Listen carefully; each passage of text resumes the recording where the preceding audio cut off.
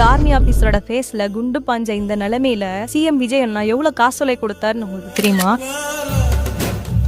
தேனி மாவட்டத்துல காமையங்கவட்டப்பட்டி கிராமத்துல ஒரு சாதாரண குடும்பத்துல பிறந்த லான்ஸ் நாயக் மீனாட்சி சுந்தரம் அண்ணா அவர்கள் இந்தியன் ஆர்மியில சேர்ந்திருக்காரு. இந்த நிலைமையில ஜம்மு காஷ்மீர்ல நடந்த பயங்கரவாத எதிர்ப்பு நடவடிக்கையில எதிரிங்களுக்குள்ள சண்டை செய்யும் போது இந்த அண்ணாவோட தோல்லையும் ஃபேஸ்லயுமே தோட்டாக்கள் நேரடியா பாஞ்சிருக்கு. அதன் விளைவா அதிக ரத்த இழப்பும் தாங்க முடியாத வழியும் அந்த அண்ணாவுக்கு நேர்ந்திருக்கு. இதை எதையுமே பொருட்படுத்தாம கிட்ட நெருங்கின பயங்கரவாதியை சுட்டு வீழ்த்தி தனது சத வீரர்களையும் நம்ம நாட்டோட இறையாண்மையும் காப்பாத்திருக்காரு.